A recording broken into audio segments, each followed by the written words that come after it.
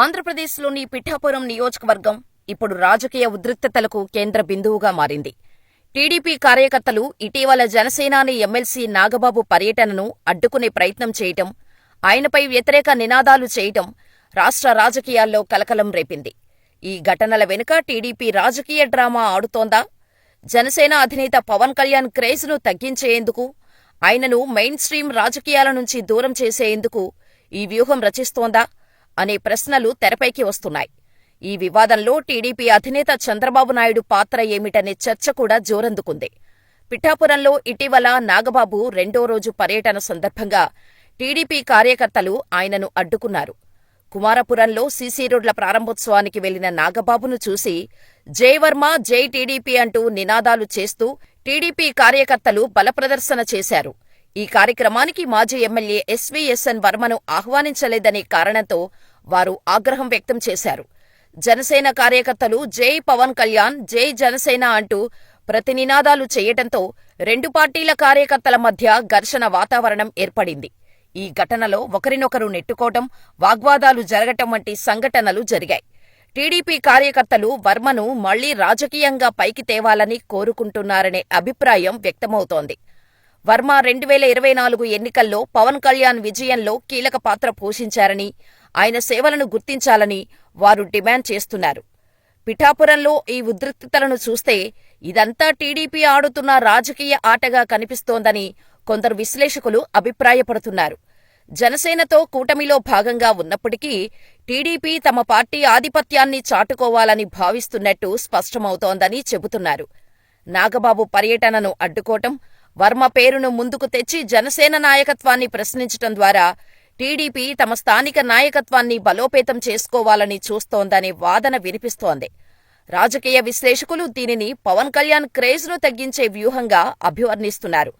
పవన్ కళ్యాణ్ రాష్ట్ర వ్యాప్తంగా జనసేనను బలోపేతం చేస్తున్న తరుణంలో ఆయనను సొంత నియోజకవర్గ సమస్యలకే పరిమితం చేయాలని టీడీపీ ప్లాన్ చేస్తోందనే అనుమానాలు వ్యక్తమవుతున్నాయి.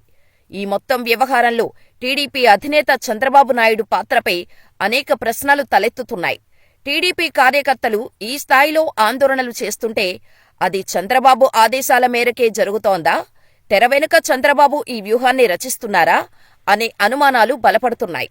2024 ఎన్నికల్లో జనసేన కీలక పాత్ర పోషించి టీడీపీ, బీజేపీ కూటమిని అధికారంలోకి తెచ్చినప్పటికీ ఇప్పుడు టీడీపీ తమ ఆధిపత్యాన్ని చాటుకోవటానికి జనసేనను బలహీనపరచాలని చూస్తోందనే విమర్శలు వినిపిస్తున్నాయి. పవన్ కళ్యాణ్ను మెయిన్ స్ట్రీమ్ రాజకీయాల నుంచి దూరం చేసి ఆయన ప్రభావాన్ని తగ్గించేందుకు ఈ ఘటనలు ఒక కుట్రలా ఉన్నాయని జనసేన సానుభూతిపరులు ఆరోపిస్తున్నారు. చంద్రబాబు తర్వాత టీడీపీకి వారసుడిగా నారా లోకేష్ ఎదుగుతున్నారు. వచ్చే అసెంబ్లీ ఎన్నికల్లో అవసరమైతే జనసేనను వదిలేసి టీడీపీ ఒంటరిగా పోటీ చేసినా ఆశ్చర్యమక్కర్లేదు. ఎందుకంటే ఇప్పుడు ఆ పార్టీకి సొంతంగా 136 సీట్లు ఉన్నాయి. ఏపీ అసెంబ్లీలో 175 సీట్లు కాబట్టి మ్యాజిక్ మార్క్ 88.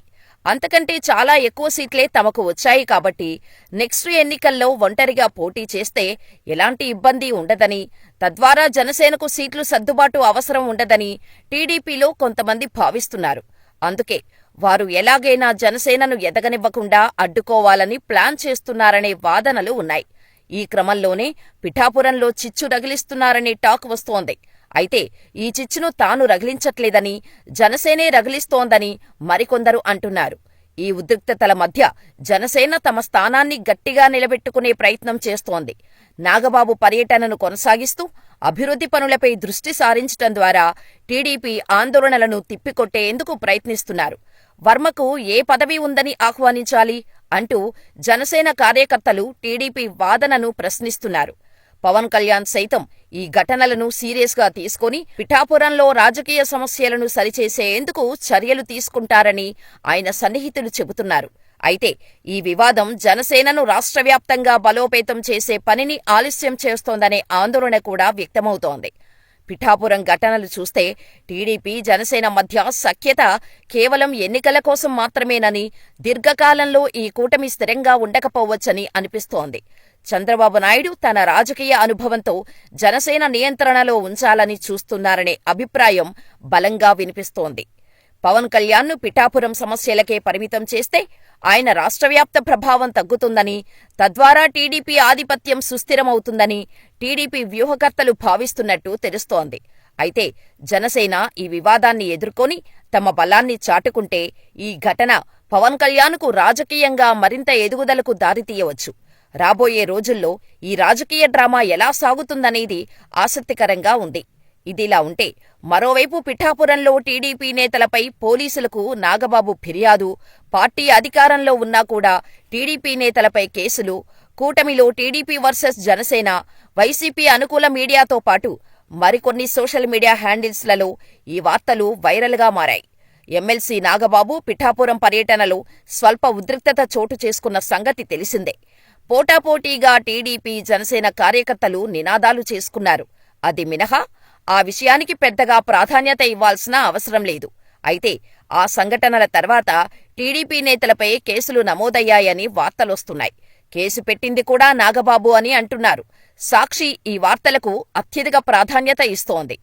అలజడి జరిగింది నాగబాబు పర్యటనలోనే అయినా టీడీపీ నేతలపై పోలీసులకు ఫిర్యాదు చేసింది మాత్రం ఆయన కాదు. అయితే ఫిర్యాదు చేసిన జనసేన నేత పేరు కూడా నాగబాబే కావటంతో సాక్షి మరింత అత్యుత్సాహంతో కథనాలు వండి వారుస్తోంది.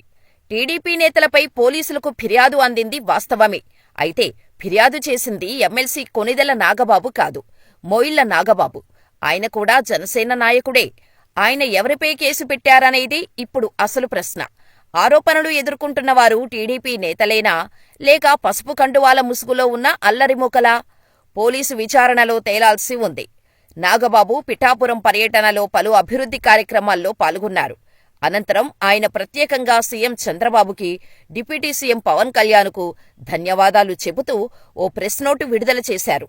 తన కార్యక్రమాన్ని విజయవంతం చేసినందుకు స్థానిక జనసేన నేతలకు కూడా థ్యాంక్స్ చెప్పారు. అయితే టీడీపీ నేతలు రచ్చ చేయడంపై ఆయన ఎక్కడా పెదవి విప్పలేదు.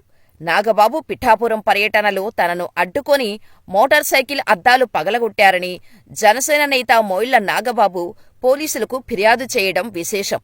తన విధులకు ఆటంకం కలిగించారంటూ పిఠాపురం అడిషనల్ ఎస్ఏ జానీ భాషా కూడా మరో ఫిర్యాదు చేశారు. ఈ 2 ఫిర్యాదులపై గొల్లప్రోలు పోలీసులు 2 వేర్వేరు కేసులు నమోదు చేయడం విశేషం. పిఠాపురం వ్యవహారం 2 పార్టీల అధిష్టానం వద్దకు వెళ్లింది. ప్రస్తుతానికి ఈ వ్యవహారంపై అధినేతలిద్దరూ సైలెంట్గానే ఉన్నారు. నాగబాబు తొలి పర్యటనే ఇలా జరగటంతో అటు జనసేన నేతలు కూడా గుర్రుగా ఉన్నారు. పిఠాపురంలో జనసేనకు పక్కలో బల్లెంలా మారేందుకు టీడీపీ నేత వర్మ శక్తివంచన లేకుండా ప్రయత్నాలు చేస్తున్నట్టు తెలుస్తోంది. ఎమ్మెల్సీ పదవి వచ్చి ఉంటే వర్మ సైలెంట్గా ఉండేవారు. కానీ అటు సీటు త్యాగం చేసి ఇటు పదవి రాకపోవటంతో ఆయన హర్ట్ అయ్యారు. దీంతో పిఠాపురం కాస్త హాట్ సీటుగా మారింది. ప్రస్తుతానికి కేసుల వరకు వ్యవహారం వచ్చింది. ముందు ముందు ఇంకేం జరుగుతుందో చూడాలి.